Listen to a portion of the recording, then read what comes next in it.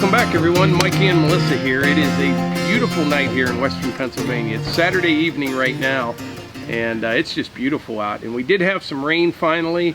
It rained last night. We had a few downpours, but mostly it was just a nice steady rain up until about 1:30 or 2 o'clock today, and we definitely needed the rain. And it's a lot cooler right now. It's only about 75 degrees, which is a lot better than the 90s that it has been the last couple weeks. It's cooler with the humidity. Oh yeah, and we're really glad we got the rain, which makes me, before I forget, I want to ask you a question. We have well water here at the house, and we're talking about the new building and running a water line over to the building. And our well, we have decent water, but just not enough of it. You know, you can't wash a car, do a load of laundry, and get 2 showers, or you'll run low on water. So what I was thinking for the new building, I'd like to have plenty of water, and we're going to have such a big roof on that building because the building's 40 by 72, and then there will be a porch roof out over top of a patio. You know, we're going to collect a lot of rainwater, and we're going to have gutters on it and downspouts. So I was thinking, I was looking online, I found like some 1,700 gallon underground water tanks, and I thought that would be a great way to collect a lot of water in a hurry, because you know, the last couple weeks we had a bit of a drought for 2 weeks, but I don't remember the last time that it didn't rain for over 2 weeks. Yeah. You know what I mean? So we would be able to charge that tank quite often. And my question is, I don't know much about the whole water filtration thing to clean that rainwater up. You know, it's going to be decent water, it'll be rainwater, but just from all the trees and things on the roof, I know how to screen out the heavy particles. But if you know anything about that, shoot us an email. You know, if you're maybe a well driller or do those types of systems, if you have time, let us know the best way to treat that water. And we really wouldn't even need it for drinking water, just for you know, flushing toilets or a shower and washing vehicles, things like that. But yeah, I think that would be a great idea. How many gallons are you thinking? Like a 1,700 gallon water tank, because oh, yeah, the way I see it, let's do one for here. yeah, if you take a shower, you're probably using 12 to 15 gallons of water.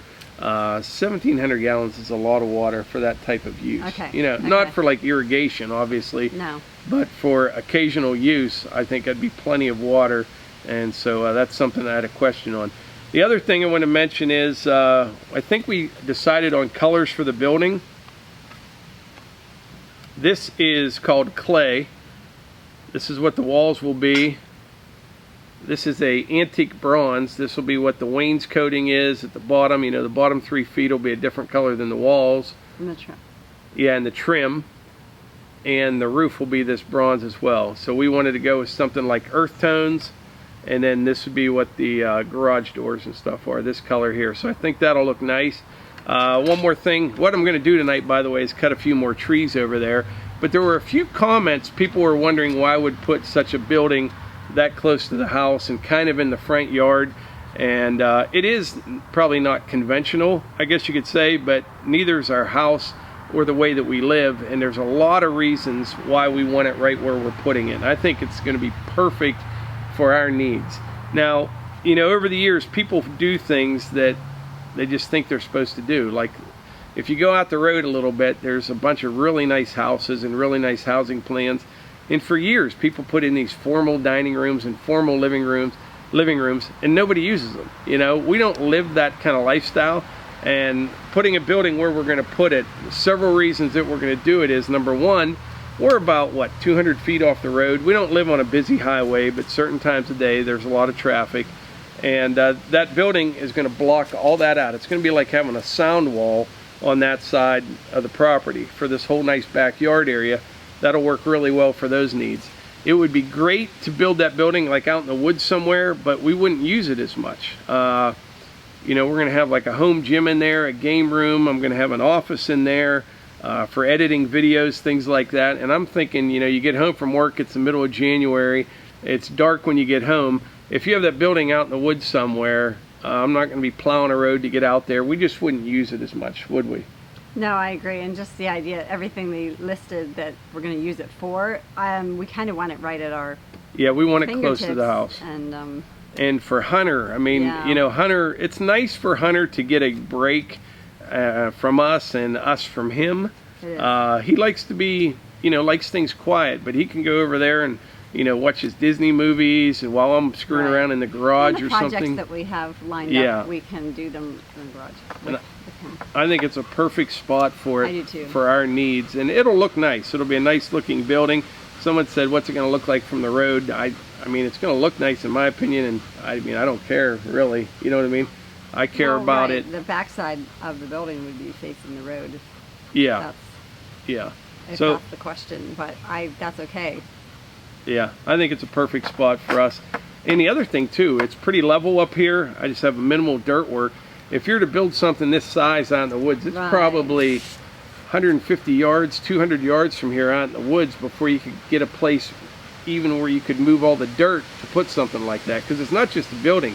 You need room all around it, your approach for your tractors or your vehicles or whatever. So it would take a lot of dirt moving and a lot of tree clearing if we were going to put it out there in the woods, and we just wouldn't use it as plus much. we're basing this upon where we're putting the swimming pool, and this is the back end, the far end is going to be like the pool house. So there is a pool in the future. Everyone thought I was just kicking the can down the road, but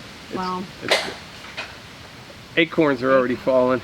Piper's like, kicking the can down the road. Piper thought someone was throwing something at her. Could be a possibility, but yeah, it'll be set up perfect his feet are to the fire at this point. Yeah. I think we could call it just the pole barn. Pool barn instead of a pole barn. Yeah. I like that. Pole barn. Yeah.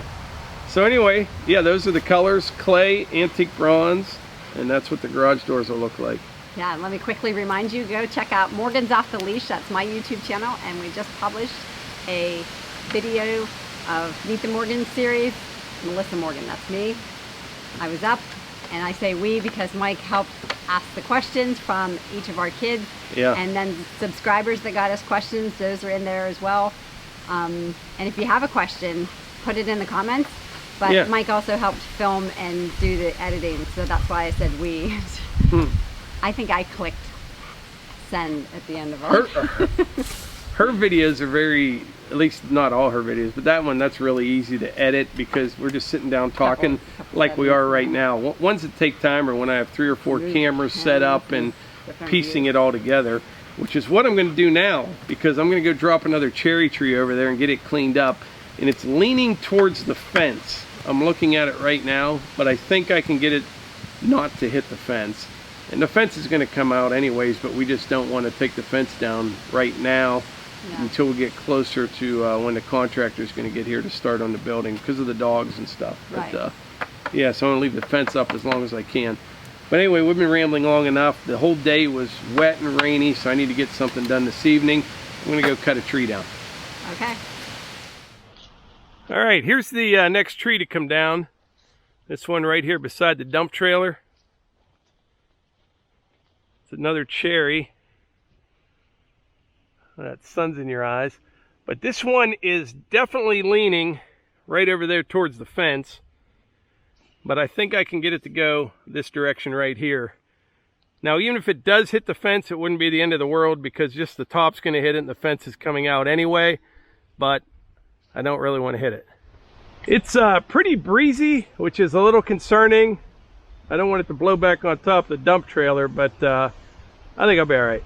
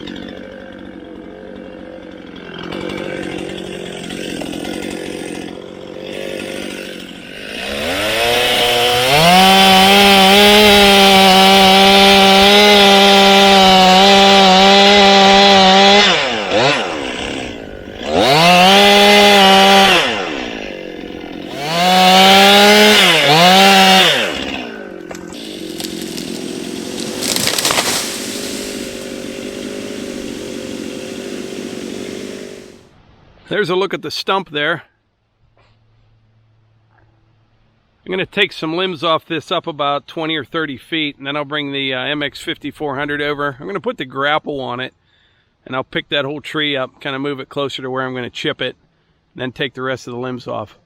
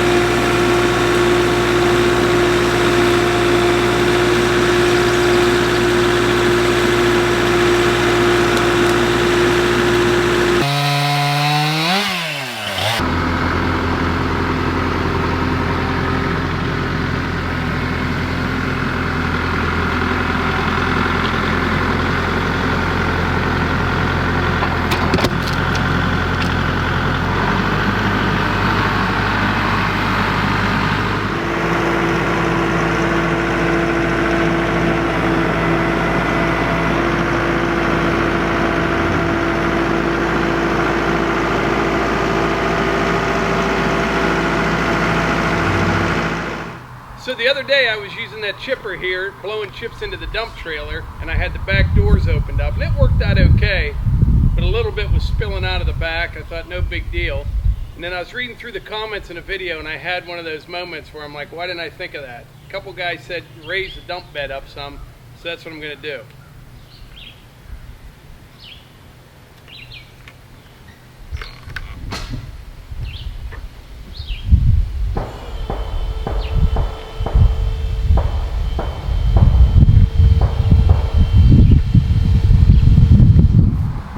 All right, Chipper Chick has arrived. Ready to go? Ready. She has dinner in the, what is it, the Instapot? Yep. All right, so we got to finish this before the Instapot's done. That's right.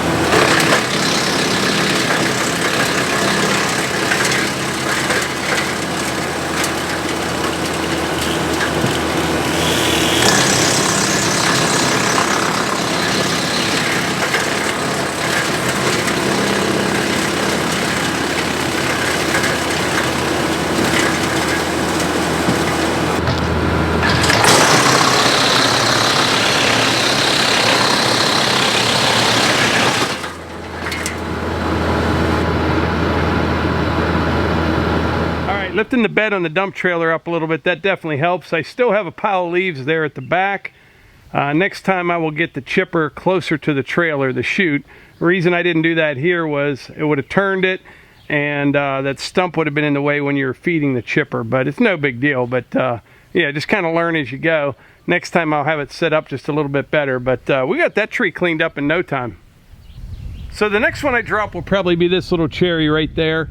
Now right behind it's a real nice walnut, it's gonna stay. But several of these trees, like this cherry right here on the other side of the tractor, that's a pretty big tree, and I got tons of lean going that direction right there. I may wait until I have an excavator here to dig those stumps before I take that one down.